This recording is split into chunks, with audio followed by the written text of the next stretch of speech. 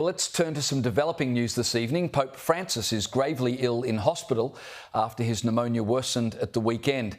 Joining us now is Tess Livingstone, chief lead writer at The Australian, who's written extensively about the Pope, and she joins us from Brisbane. Tess, thanks for your time. The world's 1.3 billion Catholics will obviously be praying Pope Francis recovers. But he is 88 years old. His condition is critical. He signed a resignation letter back in 2013, I believe, to be activated by the Vatican's Secretary of State in the event he was ever incapacitated. Is there a chance that could be enacted, and how would that work? James, I don't know. There's no real precedent for it. The only resignation in the last 600 years really was Pope Benedict 13 years ago, which led to Francis being elected.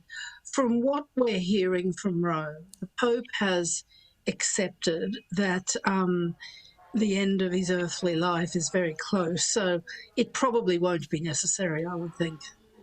So what happens then here, Tess? What would be happening behind the scenes in the Vatican, and what's the process given his condition? Okay, well, Danica, around the world, about 200 cardinals would be getting ready to fly to Rome. I'm quite sure that would be the case. Quite a few, but probably about 50 of them live in Rome as it is. There will be the first thing that happens after any pope dies is his ring and seal of office are destroyed, so they can't be misused. There would be 9 days of mourning and masses for the repose of his soul.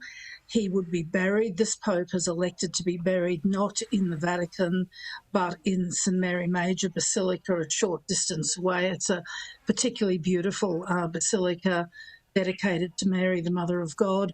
And then after that, the conclave would start, where around 138 voting cardinals, that's men 80 and under 80, would vote. The college all up is around 252, and the older ones will participate in the preliminary general conference meetings beforehand, and that promises to be extremely lively this time around.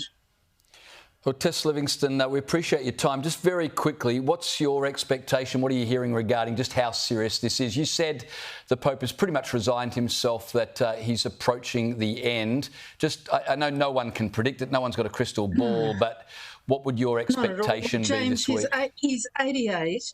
He's got pneumonia in both lungs, and he's been in hospital for at least a week, and they've said he'll be there for another week.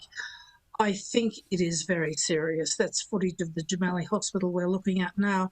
I think it is very serious, and people are praying for him, if not for a recovery, for the grace of a happy death. And then they're also looking ahead to what happens after that. Tess Livingstone, we appreciate your time. Thank you so much.